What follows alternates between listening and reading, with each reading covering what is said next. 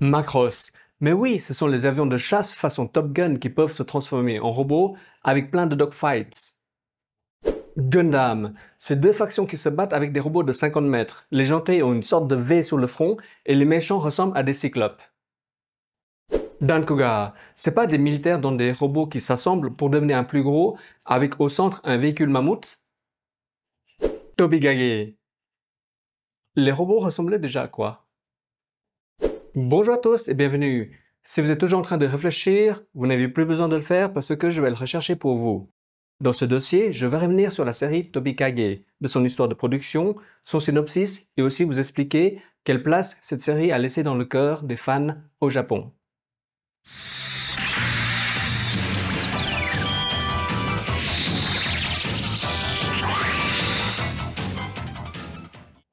Avant de commencer, je profite du mini FAQ pour répondre de manière plus complète à certaines de vos questions. Et il y en a une qui revient souvent ces derniers temps. Ma manière de prononcer les chiffres comme 80 ou 90, etc. En fait, je suis suisse des régions francophones, sauf que je n'ai presque plus parlé le français depuis facilement 6-7 ans. Parce que je travaille beaucoup en Asie du Sud-Est et un peu au Japon. Du coup, préparer et tourner les vidéos sont un excellent moyen pour moi de pratiquer le français, tout comme de répondre à vos questions en écrivant. Voilà. Ninja Senshi Tobikage, et non Tobikage ou Tobikage comme le générique français le laisse croire, est un anime qui a été diffusé au Japon en 1985, mais ce n'est qu'en 1991 que le public francophone le découvre dans l'émission Club Dorothée. Si vous ne vous souvenez pas de la fin, c'est normal. Sur les 43 épisodes que compte la version japonaise, seuls 30 épisodes ont été diffusés dans l'émission. Vous savez, c'est le fameux truc. Chaque mercredi, il y a un épisode qui passe et quand les vacances scolaires arrivent, boum, on recommence la diffusion. Et quand les vacances scolaires se terminent, rebelote. Du coup, c'était enrageant de toujours voir les mêmes épisodes sans connaître la fin. Là, vous vous dites qu'au Japon, ils connaissent la fin de Tobikage. Eh bien, ce n'est pas vraiment le cas, mais je reviendrai sur ça dans la partie synopsis. Ce qu'il faut savoir, c'est que la production de la série a été très compliquée. Pour rester concis, lorsque l'épisode pilote a été présenté à la direction du studio, celle-ci a demandé plusieurs changements, comme l'ajout d'un personnage féminin supplémentaire pour créer une sous-intrigue amoureuse, mais aussi des combats plus dynamiques. Je vais prendre encore quelques minutes pour vous parler du studio derrière la réalisation de Tobikage, et vous allez comprendre le problème qu'il y a eu. L'inexpérience. Jusqu'à la sortie de Tobikage en 1985, le studio Pierrot n'a travaillé que sur des projets comme Le merveilleux voyage de Niels Holgersson, Lamu, Les mystérieuses cités d'or ou encore les séries Magical Girls comme Creamy Mummy ou Magical Amy. Tobikage était donc un défi pour le studio parce qu'il est le premier projet où les dessinateurs ont dû travailler sur l'animation de mecha. Ce pari était aussi risqué parce que la série est une œuvre originale. Je vous en ai parlé dans le dossier Venus Wars. Si l'œuvre est basée sur un manga connu, l'anime aura déjà une fanbase. En cas de succès, les chiffres liés au merchandising, comme la vente des jouets, seront partagés entre tous les acteurs, le studio, l'auteur et la maison d'édition. Par contre, si c'est une œuvre 100% originale, le gros des bénéfices revient au studio. Mais voilà, avec ce que la direction a demandé comme ajout pour améliorer la série, par rapport à la concurrence et devant le blocage du projet, le studio va faire un choix curieux en faisant appel à un jeune talent externe pour réaliser les travaux supplémentaires, Toshiki Hirano. Le hic, c'est que les ajouts que Hirano va faire seront très visibles, trop visibles. Des images valent 1000 mots et voici des extraits de l'épisode pilote et vous allez mieux comprendre.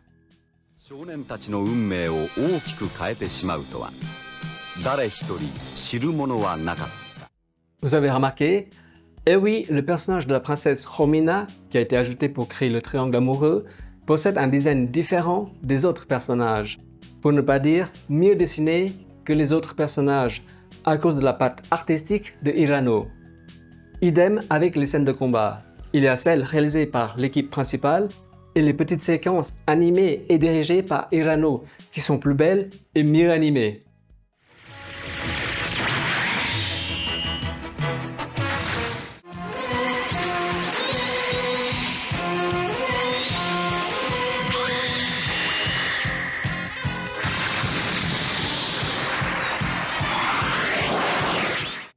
Mais tout mettre sur le dos de la réalisation serait injuste. Le calendrier était aussi défavorable à la sortie de Tobigage, parce que le milieu des années 80 était aussi l'âge d'or des animés avec des mechas. Dans la même année, il y avait Dankuga, Blue Comet Laser, que je reviendrai dessus dans une vidéo dans le futur, mais surtout, il y avait Zeta Gundam avec son animation de folie.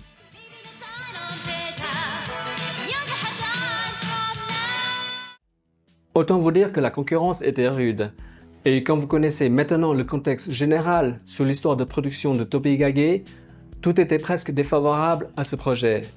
Même la bande sonore et son générique n'ont pas laissé un grand souvenir.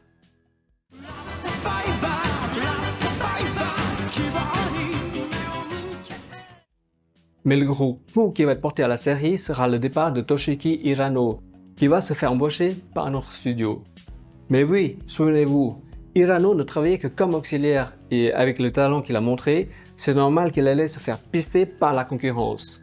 De mon avis, si le studio Pierrot avait été plus ambitieux, ils auraient pu sauver le projet en confiant la réalisation et le design des personnages à Hirano directement. Si cela avait été le cas, peut-être que la série aurait connu un autre destin. Je vais maintenant vous parler du synopsis pour vous remettre dans le bain. Je précise que je vais me baser sur la version japonaise et non la version française. Comme d'habitude, si vous ne voulez pas être spoilé, allez à la conclusion directement. Vous êtes prêts? 3, 2, 1, c'est parti. L'histoire de la série commence sur la planète Mars, qui a été colonisée par la Terre. Le gouvernement local est dirigé par un gouverneur autoritaire qui a instauré une loi martiale et oblige tous les citoyens à servir dans son armée dès l'âge de 16 ans. Le héros, du nom de Joe Asuka, qui fête ses 16 ans et qui est déjà habillé comme un ninja, tiens donc, va sécher le recrutement pour aller chasser du lapin sur Mars. Entre-temps, nous ferons aussi la connaissance de son meilleur ami, Mike, et de son ami d'enfance, Rennie. Les trois adolescents rêvent de quitter Mars pour aller découvrir la planète Terre. Sauf que ça commence mal pour Joe, qui est recherché par la police militaire. En s'enfuyant avec l'aide de Mike dans le désert, les véhicules vont se faire surprendre par un vaisseau extraterrestre qui est poursuivi lui-même par des robots. Joe et Mike vont ensuite être pris entre les tirs croisés du mystérieux vaisseau, les antagonistes et les forces du gouverneur qui se sont aussi joints à la bataille.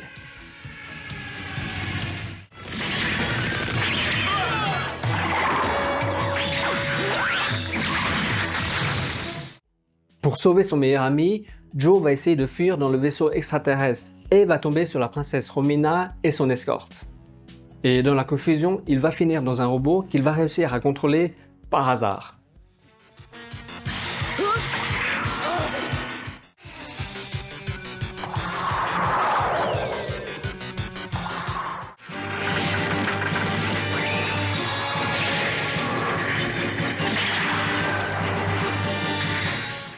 Mais les ennemis sont trop nombreux et il ne devra son salut qu'avec l'intervention d'un robot ninja, le Tobigage, qui va fusionner avec son robot pour le transformer en lion.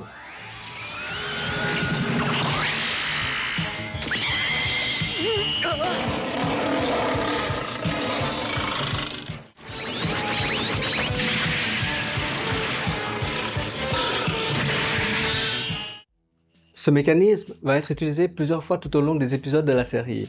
Une fois avec Rennie, l'ami d'enfance du héros, qui aura un robot qui pourra se transformer en faucon, et ensuite avec son meilleur ami, Mike, qui va piloter un robot qui pourra se transformer en dragon.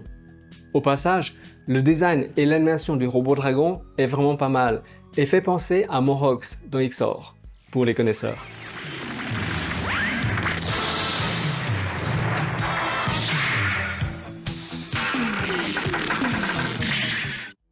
Il y aura aussi des petites intrigues, comme le gouverneur qui va s'allier aux antagonistes pour les aider à capturer la princesse.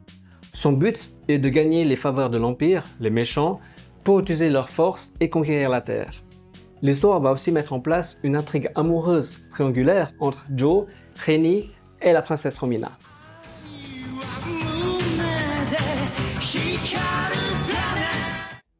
Sans aller plus loin dans le synopsis, alors que la série était acceptable avec certaines idées, Toshiki Hirano, qui occupe un poste d'auxiliaire, va être embauché par un autre studio, et à partir de là, la qualité générale va énormément baisser, avec des animations et des dessins parfois bâclés. La réponse va finalement arriver avec un article dans le magazine New Type en 1986 qui explique qu'à la base, que 52 épisodes étaient prévus mais que seuls 43 ont été réalisés. Le studio Pierrot s'est aussi excusé auprès des fans pour la qualité des épisodes mais aussi pour la fin de la série qui ne viendra jamais. Tout n'était pas entièrement mauvaise. Même si le succès n'a pas été à la hauteur de l'attente, les spectateurs japonais ont quand même gardé un souvenir de cette série. Notamment avec le design de la princesse Romina et donc le style graphique de Hirano qui a marqué les esprits. D'ailleurs, c'est le seul personnage à avoir droit à une figurine, superbe au passage. À partir des années 2000, Tobikage a connu un regain de popularité grâce à son intégration dans la célèbre franchise Super Robot Taisen. Cet intérêt a permis à la gamme de jouets Soul of Chogokin de Bandai de ressusciter la série auprès des collectionneurs en proposant de magnifiques figurines de robots. Le studio Pierrot, lui, va tirer de précieux enseignements de ses premières expériences. Même si la série n'a pas rencontré le succès espéré et que la contre-performance a failli mettre en péril l'avenir du studio, les équipes ont réussi à se relever en enchaînant plusieurs succès dès 1986 avec des titres comme Pastel Yumi, But pour Rudy ou encore et surtout Max et compagnie. Au début des années 90, le studio Pierrot a même détrôné la Toei Animation dans le domaine des animés shonen grâce à Yu Yu Hakusho. Ensuite, au début des années 2000, c'est avec un certain ninja que le studio a conquis le monde de l'animation, Naruto.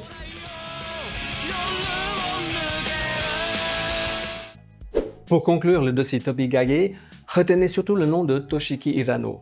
Le studio Ice, fraîchement fondé et qu'il a recruté, cherchait un titre phare pour se faire connaître. Le président du studio, qui avait remarqué le talent de Hirano, va lui demander « On veut un animé qui sera la carte de visite de l'entreprise ». Hirano réalisera un animé qui aura un impact considérable sur le genre mecha. Sans cette œuvre, les robots dans Evangelion ne seraient peut-être pas ce que nous connaissons. Mais ce n'est pas tout. Cet animé lancera également le studio Ice qui produira dans la foulée Bubblegum Crisis. Vous l'aurez deviné, le prochain thème de la prochaine vidéo sera consacré à Toshiki Hirano et à Exawan.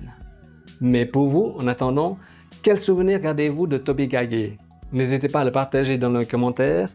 Et en attendant, sur ce, je vous dis à bientôt et prenez soin de vous, c'est très important.